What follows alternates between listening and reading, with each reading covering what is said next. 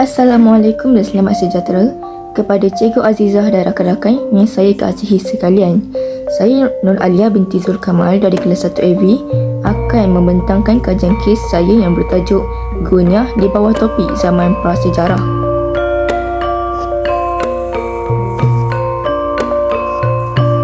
Memula kita tengok dulu pernyataan masalah. Gunyah merupakan salah satu lokasi zaman prasejarah di Sarawak. Bincangkan. So dekat bawah ni terdapat persekitaran di dalam Gunyah.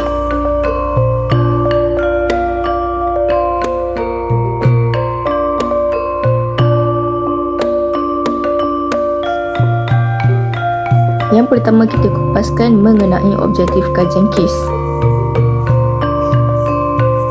Yang pertama, saya dapat menjelaskan latar belakang Gunyah.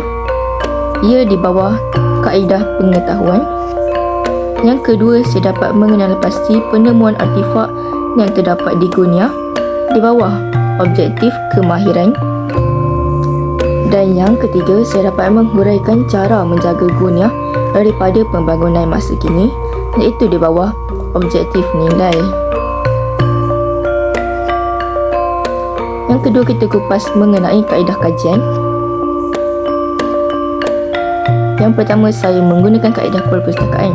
Saya telah mencari maklumat berkaitan tajuk saya, iaitu zaman prasejarah, dengan mengumpul maklumat daripada buku dan majalah. Yang kedua, kaedah media.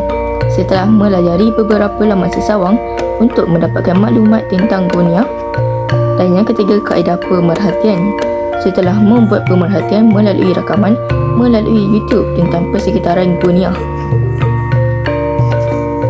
Yang ketiga, kita kupas mengenai dapatan kajian. Yang pertama, saya berikan dahulu pengenalan. Gunyah ialah sebuah gua yang terletak di pedalaman Bandar Miri, Sarawak, Malaysia.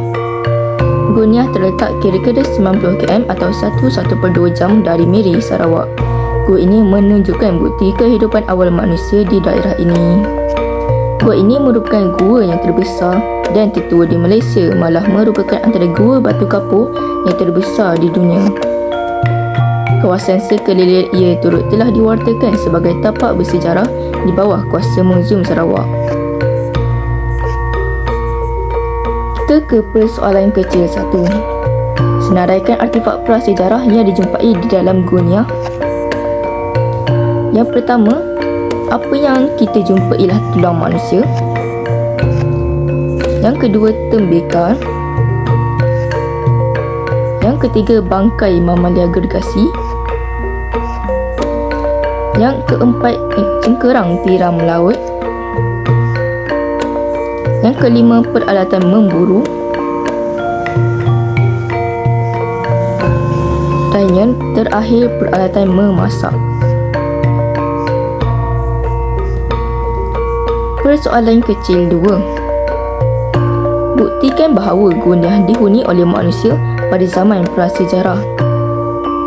Saya sertakan bukti dia.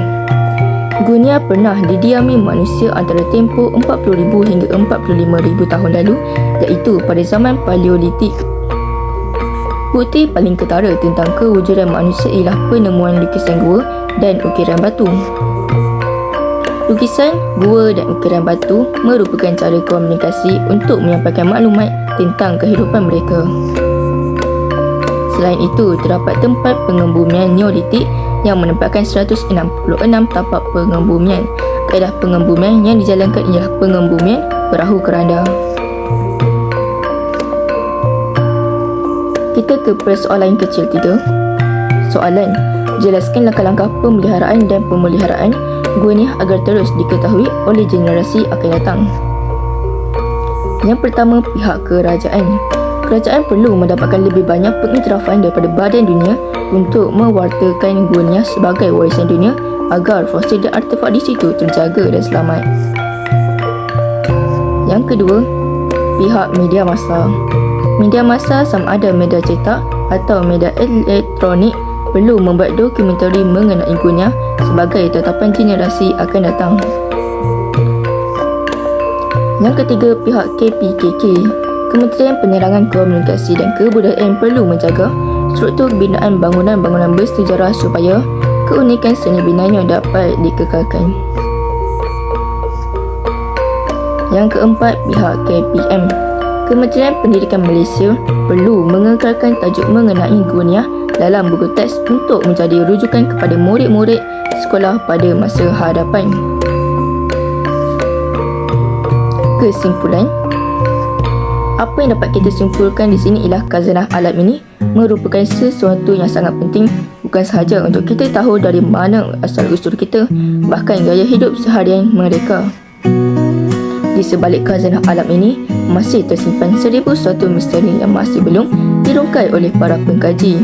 Oleh yang demikian, para pelancongnya mengunjungi Gunyah tidak sewajarnya mengusik fosil atau artifak yang terdapat di situ, agar artifak tersebut dapat dikaji oleh para arkeologi dan disimpan di muzium sebagai tatapan generasi akan datang. Sumber rujukan. Berikut merupakan sumber rujukan yang saya gunakan untuk membuat kajian kes ini. Sekian, terima kasih daripada saya, Alia.